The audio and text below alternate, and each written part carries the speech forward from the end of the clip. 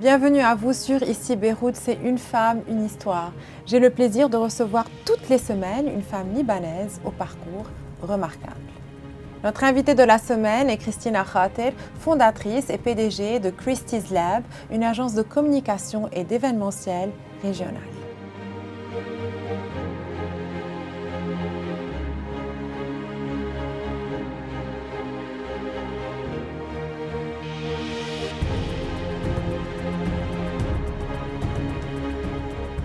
Christina, merci d'être avec nous aujourd'hui. Merci Bien, c'est toujours un plaisir. Alors vous êtes une femme entrepreneur très reconnue au Liban et dans le monde arabe. Vous avez fondé Christie's Lab en 2007. Comment l'aventure a commencé? Alors, j'avais terminé mes études et je suis revenue au Liban et je ne sais pas, je voulais contribuer. J'adore le Liban et je voulais contribuer d'une façon ou d'une autre. Et j'avais une vision, un rêve dont je n'ai toujours pas accompli, mais je suis sur la route toujours. Et voilà, alors je me suis dit, comment faire un changement? Qu'est-ce que je dois faire? Et alors je me suis lancée dans l'événementiel. C'est ma passion. J'aime créer des moments inoubliables pour les brands et pour tout le monde. Les gens, et pour les gens, bien sûr. Et combien de personnes vous avez qui travaillent aujourd'hui avec vous? Alors aujourd'hui, on est plus que 160 personnes. Mais on ne parle pas seulement du Liban. Aujourd'hui, alors j'ai commencé les 2 premières années, j'étais tout dans la compagnie. Je faisais tout, le driver, les deliveries, voilà, j'étais l'accounting, tout ça. Alors j'avais tous les je portais tous les chapeaux. Vous avez appris tous les métiers? Oui, j'ai appris tous les métiers. Et aujourd'hui, au Liban, on est plus qu'une 50aine de personnes et on est aussi, on travaille aussi, on a nos bureaux au Qatar, Koweït, Dubaï, et ça fait 2 mois qu'on est à Riyad aussi. Et sur quoi vous travaillez le plus? Alors, on a travaillé beaucoup during the World Cup, on a travaillé à Expo 2020 Dubaï. Aujourd'hui, on a nos clients dans toute la région. On travaille sur leur stratégie, voilà, leur marketing, tout ce qui est branding et storytelling, aussi l'événementiel, les launches de leurs nouveaux produits. Et on a un second département qui n'est pas corporate. On a experiences, qui est tout ce qui est corporate. Expérience. Et on a moments, ça vise tous les moments. Alors, moments, on fait tout ce qui est mariage. Et les moments, les plus beaux moments de la vie. Exactement. Christina, vous qui êtes une entrepreneure accomplie et active, quels conseils donneriez-vous à de jeunes femmes entrepreneurs voulant se lancer?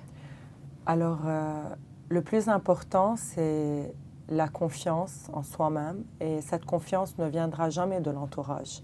Parce que moi, je pensais au début que j'ai confiance en moi si les autres ont confiance en moi. Et si mon entourage a confiance en moi.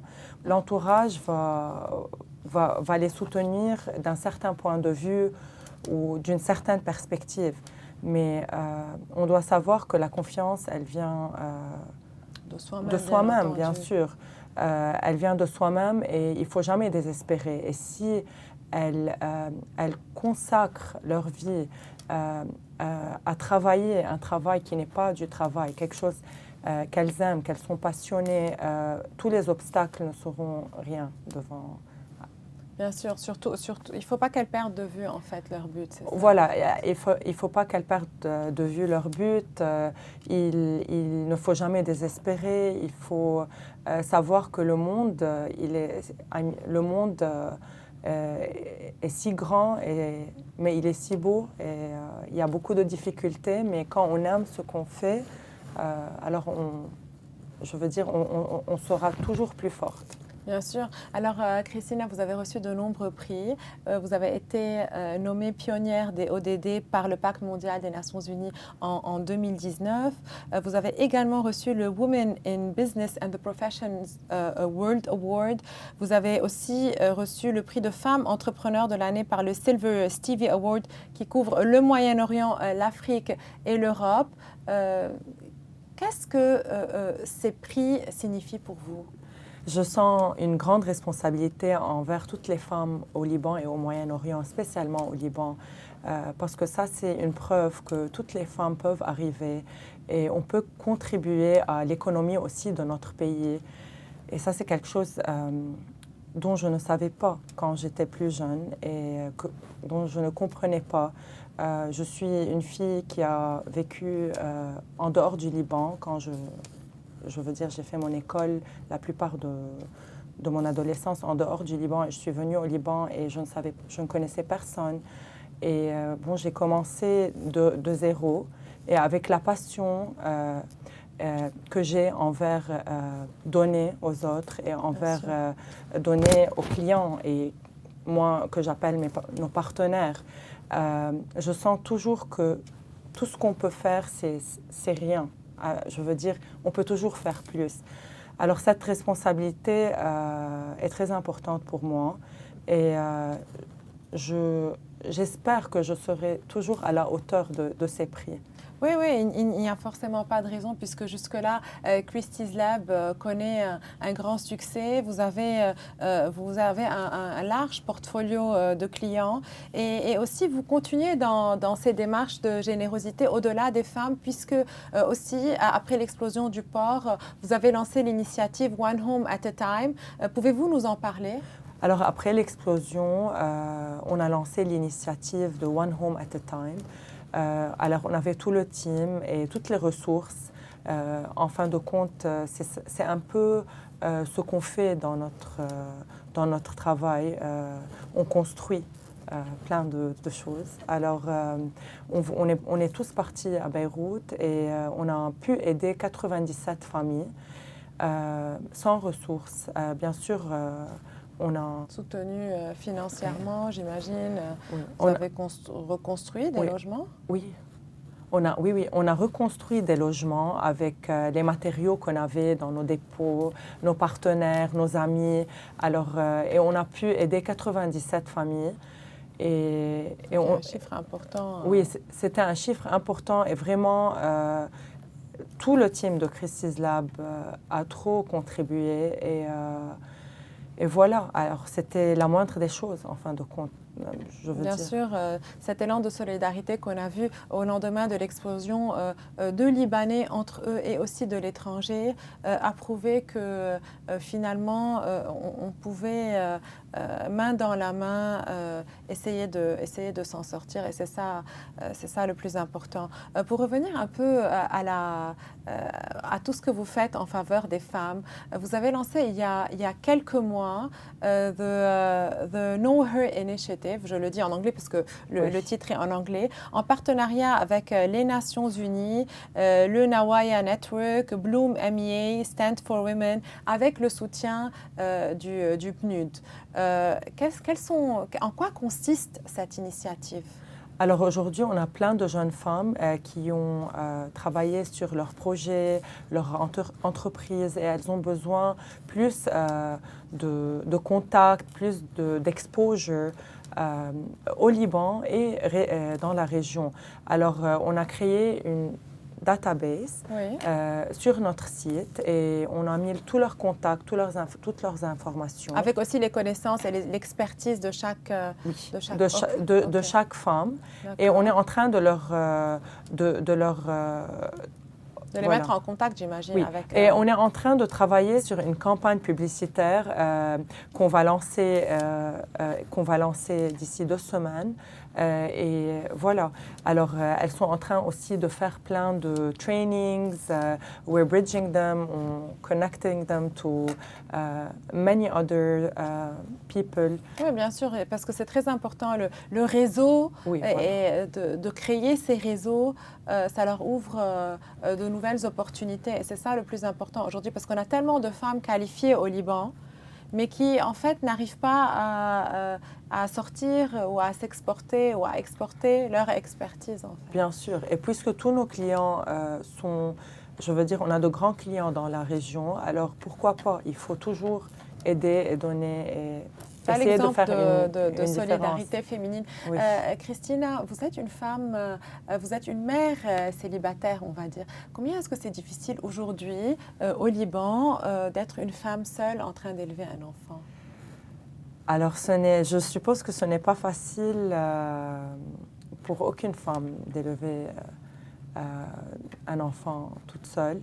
Pour moi, ma fille, c'est ma force et c'est ma raison d'être et c'est ma raison de vivre. Et j'ai foncé et j'ai travaillé 10 fois plus depuis que j'ai ma fille. Parce que je sens que j'ai une responsabilité en tant que maman, en tant que aussi un role model, parce que je veux que ma fille grandisse et qu'elle sache qu'elle doit compter sur elle-même, elle doit contribuer et elle doit être, comme je le dis toujours, the lead of her own life. So, je sens que toutes les mamans qui travaillent, toutes les mamans qui se donnent, toutes les mamans qui ont confiance en elles-mêmes donnent le bon exemple. Bien aussi. sûr. De toute façon, toutes les études le prouvent qu'une mère qui travaille est forcément un très bon exemple. Ça ne veut pas dire que les mères au foyer ne sont pas de très bons exemples également, mais c'est vrai que lorsqu'elles vous voient seule à travailler et à vous battre, ça lui donne, comme vous l'avez dit, une force supplémentaire et un exemple à suivre. Surtout aujourd'hui, dans un monde de plus en plus difficile. Oui, une maman, c'est une maman et être célibataire, c'est un choix. Et c'est pour ça qu'on doit être à la hauteur de tous nos choix. Et parfois, le choix vient de facteurs extérieurs. Facteurs extérieurs et parfois, parfois c'est notre propre choix, mais comme je vous ai dit, une maman, c'est une maman et élever un enfant, c'est jamais facile, mais c'est la plus belle, c'est le plus beau cadeau qu'on peut recevoir de la vie. Bien sûr, ça c'est sûr. Vous avez souvent dit que les femmes au Liban peuvent créer le changement si elles savent combien elles sont fortes de l'intérieur. Est-ce que vous croyez qu'aujourd'hui, les femmes au Liban sont en train de créer le changement? Alors oui, bien sûr, elles sont en train de créer le changement. Moi, je pensais et je trouvais toujours que la force, et je croyais que la force venait de l'extérieur. Et ça m'a pris beaucoup de temps pour savoir et pour croire que la force vient de l'intérieur et on la donne, on ne la prend pas, on ne la prend jamais. Aujourd'hui, je suis sûre et certaine que ce changement existe et voilà, avec qu'il va vers le meilleur, oui. Et qu'il va vers l'avant. Vous êtes une entrepreneure accomplie, active, reconnue et aussi généreuse puisque vous avez lancé l'association Unconditional où vous coachez de jeunes femmes entrepreneurs. Combien est-ce important pour vous de partager votre expérience professionnelle avec ces jeunes femmes et comment vous les choisissez? Alors oui, c'est très important pour moi de tout partager et de tout donner parce que ce que j'ai accompli en 15 ans, d'autres jeunes femmes peuvent accomplir en 5 ans. Et aussi, c'est très important si on a fait, bien sûr, on a fait beaucoup de fautes, il y a toujours des fautes de parcours qui se bien font. Sûr. On apprend de nos erreurs d'ailleurs. On apprend de nos erreurs et c'est très bien quand on partage ces erreurs. Alors on est en train d'aider d'autres jeunes femmes à ne pas les faire parce que je n'avais pas accès à un mentor et ça m'a pris beaucoup du temps pour comprendre plein de trucs que j'aurais pu ne pas faire durant ma carrière. Et ça, c'est très important et j'aime trop soutenir toutes ces jeunes femmes pour qu'elles puissent avoir un parcours un peu plus facile et oui, voilà, un peu plus facile. Et comment vous les choisissez? Alors, on a commencé cette initiative, mais je veux dire plutôt c'est quelque chose de personnel qui compte pour moi. On utilisait les réseaux sociaux. Mais aujourd'hui, voilà, c'est de bouche à oreille. Alors, on a entre 6 et 8 jeunes femmes. Par an? Par an, voilà, par an. Et puis, bien sûr,